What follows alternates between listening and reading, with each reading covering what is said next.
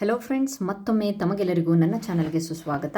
ಈ ದಿನ ನಾವು 3ನೇ ತರಗತಿಯ environmental studies EVS text cum workbook it's revised syllabus bilingual English and ಕನ್ನಡದಲ್ಲಿ lesson 3 judgement of the owl, ಗೂಬೆಯ ತೀರ್ಪು ಅಂತ ಹೇಳಿಬಿಟ್ಟು ಈ ಪಾಠವನ್ನು ನೋಡೋಣ.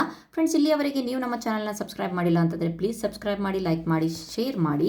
ಸೊ ಬನ್ನಿ, ಇಲ್ಲಿ ಈ ಒಂದು ಪಾಠಕ್ಕೆ ರಿಲೇಟೆಡ್ ಆಗಿರುವಂಥ ಒಂದು ಚಿಕ್ಕದಾಗಿರುವಂಥ ಒಂದು ಸಂಭಾಷಣೆ ಇದೆ. ಆ ಸಂಭಾಷಣೆ ಕನ್ನಡದಲ್ಲೂ ಇದೆ, ಇಂಗ್ಲೀಷಲ್ಲೂ ಇದೆ ಸರ್. ಸೊ ನೀವು ಓದ್ಕೊತೀರಾ ಅಂತ ಹೇಳಿ ನೆಕ್ಸ್ಟ್ ನಾನು ಇಲ್ಲಿಗೆ ಬರ್ತೀನಿ. ಇಲ್ಲಿ ನೀವು ನಿಮ್ಮ ಒಂದು ಸುತ್ತಲೂ you see many things around you, classify them as living and the non living. ನೀವು ಬಹಳಷ್ಟು ವಸ್ತುಗಳನ್ನು ನಿಮ್ಮ ಸುತ್ತಮುತ್ತಲು ನೋಡ್ತೀವಲ್ವಾ, ಅದನ್ನು ಜೀವಿಗಳು ಮತ್ತು ನಿರ್ಜೀವಿಗಳು ಅಂತ ಹೇಳಿಬಿಟ್ಟು ವಿಂಗಡಿಸಿ. ಜೀವಿಗಳು ಅಂತ ಅಂದರೆ ಜೀವ ಇರೋದು, ನಿರ್ಜೀವಿಗಳು ಅಂತಂದರೆ ಜೀವ ಇಲ್ಲದೆ ಇರೋದು. ಸೊ ಜೀವಿಗಳು ಅಂತಂದರೆ ಯಾವುದು? ಪ್ಲಾಂಟ್ಸ್, ಮರಗಿಡಗಳು, ಆ್ಯನಿಮಲ್ಸ್, ಪ್ರಾಣಿಗಳು, ಬರ್ಡ್ಸ್, ಪಕ್ಷಿಗಳು, ಇನ್ಸೆಕ್ಟ್ಸ್, ಕೀಟಗಳು, ಹ್ಯೂಮನ್ಸ್ ಅಂತಂದರೆ ಮನುಷ್ಯರು. ಆಮೇಲೆ ನಿರ್ಜೀವಿಗಳಿಗೆ, ಜೀವ ಇಲ್ಲದೆ ಇರೋದಕ್ಕೆ ನಾವು ಬಹಳಷ್ಟು ಎಕ್ಸಾಂಪಲನ್ನು ಬರಿಬೋದು. ಬುಕ್, ಪುಸ್ತಕ, ಹೌಸ್, ಮನೆ, ಪೆನ್, ಪೆನ್ಸಿಲ್, ಬಾಕ್ಸ್ ಅಂತ ಹೇಳಿ. Next, how can you identify the living beings and non living things? Remember the words of the owl. ಇಲ್ಲಿ ಜೀವಿಗಳು ಮತ್ತು ನಿರ್ಜೀವಿಗಳು ಹೇಗೆ ಗುರುತಿಸುವೆ ಅಂತ ಹೇಳಿಬಿಟ್ಟು ಹೇಳ್ತಾರೆ. ಸೊ ಹಾಗಾಗಿಬಿಟ್ಟು ಗೂಬಕ್ಕನ ಮಾತುಗಳನ್ನು ನೆನ್ಪಿಡ್ಕೋ. ಏನು ಅಂತ ಹೇಳ್ಬಿಟ್ಟು ಈ ಒಂದು ಸಂಭಾಷಣೆಯಲ್ಲಿ ನೀವು ನೋಡಬಹುದು. ಏನಂತ ಹೇಳ್ಬಿಟ್ಟು, they are non living things, there is a soil, water and air. They are non living things but you think a while, can we live without air, water and the soil? ಈ ರೀತಿಯಾಗಿ ಅವರ ಒಂದು ಸ್ಟೋರಿಯಲ್ಲಿ ಬಹಳಷ್ಟು ಒಂದು informations ಇದೆ. So ಅದನ್ನು ನೆನೆಸ್ಕೊಳ್ಳಿ ಅಂತ ಕೊಟ್ಟು ಕೆಳಗಿನ ಚಿತ್ರಗಳನ್ನು ಹೋಲಿಕೆ ಮಾಡಿ ಅಂತ ಕೊಟ್ಟಿದ್ದಾರೆ. ಮೊದಲು ಗಿಡ ಈ ರೀತಿಯಾಗಿ ಸಸ್ಯ ಇತ್ತು, ನಂತರ ಅದು ಸಸ್ಯ ಬೆಳೆದು ದೊಡ್ಡದಾಯಿತು. ನೆಕ್ಸ್ಟು ಬುಕ್ ಎಷ್ಟಿದೆಯೋ ಅಷ್ಟೇ ಇದೆ. ಅದೇ ಕೋಳಿ ಮರಿ ನೆಕ್ಸ್ಟು ಬೆಳೆದು ದೊಡ್ಡಕ್ಕೊಂದು ಕೋಳಿ ಆಯಿತು. ನೆಕ್ಸ್ಟು ಚೇರ್ ಎಷ್ಟಿದೆಯೋ ಅಷ್ಟೇ ಇದೆ. ಇಲ್ಲಿ ಚಿಕ್ಕದಾಗಿರುವಂತಹ ಮಗು ಬೆಳೆದು ದೊಡ್ಡ ಹುಡುಗಿ ಆದಳು. Which are the living things here? How did you identify them? ಹಾಗಾದರೆ ಇಲ್ಲಿ ಲಿವಿಂಗ್ ಥಿಂಗ್ಸ್ ಯಾವುದು, ಜೀವ ಇರುವ ಒಂದು ಜೀವಿಗಳು ಯಾವುದ್ಯಾವುದು ಅಂತ ಅಂದರೆ the answer is the plant, chick ಕೋಳಿಮರಿ, and the baby are living things because they grow ಅಂತ ಹೇಳಿ ನೀವು ಬರಿಬೇಕಾಗತ್ತೆ. ಇಲ್ಲಿ ಸ್ಪೇಸ್ ಇಲ್ಲ, ಅದಕ್ಕೋಸ್ಕರ ನೋಟ್ಸಲ್ಲಿ ಬರ್ತಿದ್ದೀನಿ. ಅವುಗಳನ್ನು ಹೇಗೆ ಗುರುತಿಸಿದೆ ಅಂತಂದರೆ living beings grow. Okay, next ಇಲ್ಲಿ ನೀವು ನೋಡಬಹುದು, ಈ ಚಿತ್ರದಲ್ಲಿ ಒಂದು ಹುಡುಗಿ ಆಹಾರವನ್ನು ಸೇವಿಸ್ತಾ ಇದ್ದಾಳೆ, ಊಟ ಮಾಡ್ತಾ ಇದ್ದಾಳೆ. ಇಲ್ಲಿ ಗಿಡಗಳಿಗೆ ನೀರನ್ನು ಹಾಕ್ತಾ ಇದ್ದಾರೆ. ಇಲ್ಲೂ ಸಹ ಕೋಳಿ ಈ ಒಂದು ಕಾಳುಗಳನ್ನು ತಿಂತಾ ಇದೆ, ಈ ಹಸು ಮೇಯ್ತಾ ಇದೆ. So observe the above pictures, tell what do understand, do the tables and the chairs eat food? ಇಲ್ಲಿ ಏನು ನೋಡ್ತಾ ಇದ್ದೀರಾ? ಹಾಗಾದರೆ ಮೇಜು ಕುರ್ಚಿಗಳು ಸಹ ಆಹಾರವನ್ನು ತಿಂತವಾ? ಇಲ್ಲ. All living beings need food. ಎಲ್ಲ ಜೀವಿಗಳಿಗೂ ಆಹಾರ ಬೇಕು. ಇಲ್ಲಿ ನೋಡ್ಬೋದು, what do you understand from this picture? ಈ ಚಿತ್ರಗಳಿಂದ ನಿಮಗೇನು ಗೊತ್ತಾಗ್ತಾ ಇದೆ? ಸೊ ಇಲ್ಲಿ ತಾಯಿ ತನ್ನಂತೆ ಹೋಲುತ್ತಿರುವ ಒಂದು ಮಗುವನ್ನು ಜನ್ಮ ಕೊಟ್ಟು ಆ ಮಗುನ ಆಟಾಡಿಸ್ತಾ ಇದ್ದಾಳೆ. ಸೊ ಈ ಗಿಡದ ಒಂದು ಬೀಜ ಮತ್ತೊಂದು ಗಿಡವಾಗಿ ಬೆಳೀತಾ ಇದೆ. ಹಸು ತನ್ನ ಕರುಗೆ ಮುದ್ದಾಡಿಸ್ತಾ ಇದೆ.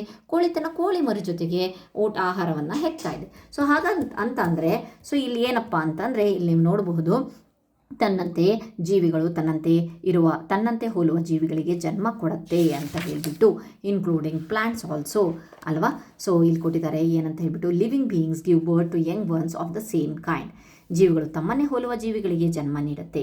Look at the picture. ಇಲ್ಲಿ ನೋಡಿ, ಸೊ ಇಲ್ಲಿ ಏನಾಗ್ತಾ ಇದೆ? ಉಸಿರಾಟ ಕ್ರಿಯೆ ನಡೀತಾ ಇದೆ. ಇಲ್ಲೂ ಸಹ ಮೀನುಗಳು ಉಸಿರಾಡ್ತಾ ಇದೆ ನೀರಿನಲ್ಲಿ. ಹಾಗಾದರೆ ಲಿವಿಂಗ್ ಬೀಯಿಂಗ್ಸ್ ರೆಸ್ಪೈರ್, ಜೀವಿಗಳು ಉಸಿರಾಡ್ತವೆ ಅನ್ನೋದು ಗೊತ್ತಾಯಿತು.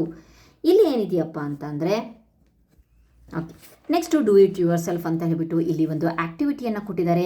ಸೊ ಇಲ್ಲಿ ನೋಡಿ, ರಾಗಿ, ಬದನೆ, ಟೊಮೆಟೊ, ಮೆಣಸಿನಕಾಯಿಗಳಲ್ಲಿ ಯಾವುದಾದ್ರೂ ಒಂದು ಬೀಜವನ್ನು ಇಲ್ಲಿ ಸಂಗ್ರಹಿಸಿ ಖಾಲಿ ಮಡಿಕೆ ಅಥವಾ ಡಬ್ಬದಲ್ಲಿ ಮಣ್ಣನ್ನು ತುಂಬಿಸು.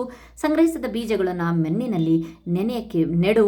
ಪ್ರತಿದಿನ ಸ್ವಲ್ಪ ನೀರನ್ನು ಸಿಂಪಡಿಸು. ಒಂದು ವಾರದಲ್ಲಿ ಆಗುವ ಬದಲಾವಣೆಗಳನ್ನು ಇಲ್ಲಿ ಬರಿಬೇಕಂತೆ. ಏನು? ದಟ್ ಸೀಡ್ ಜರ್ಮಿನೇಟೆಡ್, ಆ ಒಂದು ಕಾಳು ಮೊಳಕೆ ಹೊಡೆಯುತ್ತೆ. Small roots grow into big plant, ಚಿಕ್ಕ ಒಂದು ಬೇರುಗಳು ಅದರೊಳಗಡೆ ಕಾಣಿಸ್ಕೊಂಡು ನೆಕ್ಸ್ಟ್ ಅದು ದೊಡ್ಡ ಒಂದು ಸಸ್ಯವಾಗಿ ಬೆಳೆಯುತ್ತೆ ಅಂತ ಹೇಳಿಬಿಟ್ಟು ನಾವು ಇಲ್ಲಿ ಬದಲಾವಣೆಗಳನ್ನು ನೋಡ್ಬೋದು. ಅದಾದಮೇಲೆ ಇಲ್ಲಿ ಸಸ್ಯ ಮತ್ತು ಪ್ರಾಣಿಗಳ ನಡುವಿನ ಒಂದು ಸಿಮಿಲ್ಯಾರಿಟೀಸನ್ನು ಬರೀರಿ ಅಂತ ಕೊಟ್ಟಿದ್ದಾರೆ. ಸಿಮಿಲ್ಯಾರಿಟೀಸ್ ಅಂತಂದರೆ ಹೋಲಿಕೆಗಳು.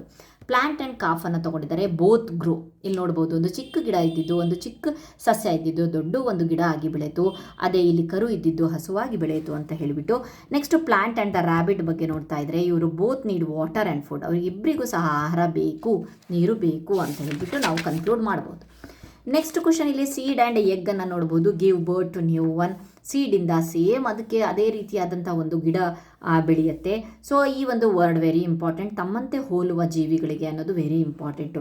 ಜೀವಿಗಳು ಜನ್ಮ ಕೊಡುತ್ತೆ ಅಲ್ಲ, ಮರಿಗಳಿಗೆ ಜನ್ಮ ಕೊಡುತ್ತೆ ಅನ್ನಬಾರ್ದು.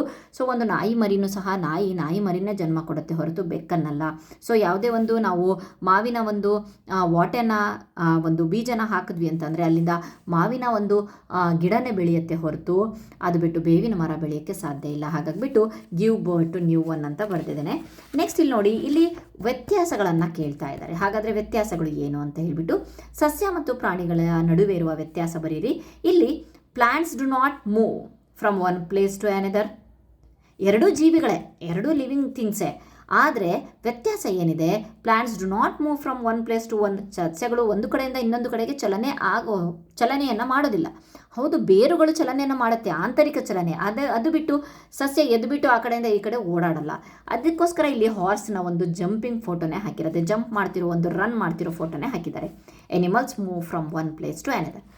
ಅದಾದಮೇಲೆ ನೆಕ್ಸ್ಟು ಇಲ್ಲಿ ಲೀವ್ಸ್ಗಳನ್ನು ಕೊಟ್ಟಿದ್ದಾರೆ. ಇಲ್ಲಿ ಬಹಳಷ್ಟು ರೀತಿಯ ನಾಯಿಯ ಒಂದು ಪ್ರಭೇದಗಳನ್ನು ಕೊಟ್ಟಿದ್ದಾರೆ. ಇಲ್ಲಿ ನೋಡಿರಿ, ಒಂದು 6 ರೀತಿಯ ನಾಯಿಯ ಪ್ರಭೇದಗಳಿದೆ. Plants have different kinds of leaves. ಗಿಡಗಳು ಒಂದೇ ರೀತಿಯ ಎಲೆಯ ಒಂದು ವೆನೇಷನ್ ಅಂತಾರಲ್ವ, ಜಾಲಬಂಧ, ಪ್ಯಾರಲಲ್ ಜಾಲಬಂಧ ಅಂತ ಹೇಳ್ತಾರಲ್ವ. ಸೊ ಅದು ಜಾಸ್ತಿ ಆಗುತ್ತೆ ತಿಳ್ಕೊಳೋದು. ಸೊ ಇಷ್ಟು ತಿಳ್ಕೊಳ್ಳಿ ಏನಂತ ಹೇಳ್ಬಿಟ್ಟು, plants have different kinds of leaves. ಪ್ಲಾಂಟ್ಗಳು ಬೇರೆ ಬೇರೆ ರೀತಿಯ ಎಲೆಗಳನ್ನು ಹೊಂದಿದೆ. ಎಲ್ಲ ಒಂದು ಗಿಡಗಳು, ಎಲ್ಲ ಮರಗಳು ಒಂದೇ ರೀತಿಯಾದಂತಹ ಎಲೆಗಳನ್ನು ಹೊಂದಿರೋದಿಲ್ಲ. ನೀವು ನೋಡ್ಬೋದು, ಮಾವಿನ ಮರದ ಎಲೆ ಅಥವಾ ತೆಂಗಿನ ಮರದ ಒಂದು ಎಲೆ ಎರಡೂ ಡಿಫ್ರೆಂಟ್ ಅಲ್ವಾ. ಹಾಗೆ ಡಿಫ್ರೆಂಟ್ ಕೈಂಡ್ಸ್ ಆಫ್ ಲೀವ್ಸ್. ಅದೇ ರೀತಿ animals have different kinds of bodies. ಬೇರೆ ಬೇರೆ ರೀತಿಯ ಬಾಡಿಗಳನ್ನು ಹೊಂದಿದೆ. ಇದು ಇಷ್ಟು ಈ ಒಂದು 3ನೇ ಚಾಪ್ಟರ್ ಆಗಿರುವಂತಹ ಜಡ್ಜ್ಮೆಂಟ್ ಆಫ್ ದ ಔಲ್ಗೆ ರಿಲೇಟೆಡ್ ಆಗಿರುವಂತಹ ಸಮ್ಮರಿ ಆ್ಯಂಡ್ ಎಲ್ಲೆಲ್ಲಿ ಟೆಕ್ಸ್ಟ್ ಬುಕ್ ಆನ್ಸರ್ಸ್ಗಳು ಬೇಕೋ ಅಲ್ಲಲ್ಲಿ ಬರೆದಿದ್ದೀನಿ. ಐ ಹೋಪ್ ನಿಮಗೆ ನನ್ನ ವಿಡಿಯೋ ಇಷ್ಟ ಆಗಿದರೆ ಪ್ಲೀಸ್ ನನ್ನ ಚಾನಲನ್ನು ಸಬ್ಸ್ಕ್ರೈಬ್ ಮಾಡಿ, ಲೈಕ್ ಮಾಡಿ, ಶೇರ್ ಮಾಡಿ. ಆಮೇಲೆ ಇನ್ನೊಂದು ವಿಚಾರ ಏನಪ್ಪ ಅಂತ ಅಂದರೆ, ಎಲ್ಲರೂ ಸಹ ಚೆನ್ನಾಗಿದೆ ಅಂತ ಹೇಳಿಬಿಟ್ಟು ಕಮೆಂಟನ್ನು ಮಾಡ್ತಾರೆ. ಪ್ಲೀಸ್ ಚಾನಲನ್ನು ಲೈಕ್ ಮಾಡೋದನ್ನು ಮರಿಬೇಡಿ. ಆಮೇಲೆ ಇನ್ನೂ ನಿಮಗೆ ಯಾವ ಒಂದು ತರಗತಿಯ ಯಾವ ಒಂದು ಯಾವ ಒಂದು ವಿಷಯಕ್ಕೆ ಸಂಬಂಧಿಸಿದ ಒಂದು ನೋಟ್ಸ್ ಬೇಕು ಅಂತ ಹೇಳಿಬಿಟ್ರೆ ನಾನು ಡೆಫಿನೆಟ್ಲಿ ಆಗಿ ಆ ಒಂದು ವಿಡಿಯೋನ ಮಾಡೋಕ್ಕೆ ಪ್ರಯತ್ನ ಪಡ್ತೇನೆ. ಇಷ್ಟು ಈ ಒಂದು ಪಾಠದ ಕಂಪ್ಲೀಟ್ ಆಗಿರುವಂತಹ ನೋಟ್ಸ್ ಆಗಿದೆ. ಸೊ ಯಾವುದೇ ಕಾರಣಕ್ಕೂ ಚಾನಲ್ನ ಸಬ್ಸ್ಕ್ರೈಬ್ ಮಾಡದೆ ಹೋಗಬೇಡಿ, ಪ್ಲೀಸ್ ಸಬ್ಸ್ಕ್ರೈಬ್ ಮಾಡಿ. ಆಮೇಲೆ ಇನ್ನೊಂದು ಏನಪ್ಪ ಅಂತಂದರೆ, ನಾನು ಹಾರ್ಟ್ಲಿ ನಿಮ್ಮೆಲ್ಲರ ಒಂದು ಧನ್ಯವಾದಗಳನ್ನು ಹೇಳೋಕ್ಕೆ ಇಷ್ಟಪಡ್ತೇನೆ. ಸೊ ಹಾಗಾಗಿಬಿಟ್ಟು ಈ ವಿಡಿಯೋನಲ್ಲಿ ಹಿಂದಿ ಮಾಡ್ತಾ ಇದ್ದೀನಿ ಹೇಳೋಕ್ಕೆ, ಯಾಕಂದರೆ ಧನ್ಯವಾದಗಳು ವೆರಿ ಇಂಪಾರ್ಟೆಂಟು. ಯಾಕೆ ಅಂತಂದರೆ ಹಿಂದಿನ ಎಲ್ಲ ವೀಡಿಯೋಸ್ಗಳಿಗೆ 3ನೇ ಕ್ಲಾಸಿಂದಾಗಿರ್ಬೋದು 4, 5, 6, 7 ಎಲ್ಲ ವೀಡಿಯೋಸ್ಗಳಿಗೆ ನಿಮ್ಮಿಂದ ಬಹಳಷ್ಟು ಉತ್ತಮವಾದ ರೆಸ್ಪಾನ್ಸ್ ಸಿಗ್ತಾ ಇದೆ, ನನಗೆ ಕಮೆಂಟ್ಸ್ ಸಿಗ್ತಾ ಇದೆ. ಆ ಕಮೆಂಟ್ಸ್ಗಳನ್ನು ನೋಡಿದ್ರೆ ಮನಸ್ಸಿಗೆ ಬಹಳಷ್ಟು ಸಂತೋಷ ಆಗುತ್ತೆ. Thank you so much. ನಿಮ್ಮ ಒಂದು ಪ್ರೀತಿ ಸದಾ ಇದೇ ರೀತಿ ಇರಲಿ ಅಂತ ಹೇಳ್ತಾ ಇಲ್ಲಿಗೆ ನನ್ನ ಒಂದು ವಿಡಿಯೋನ ಮುಗಿಸ್ತಿದ್ದೀನಿ.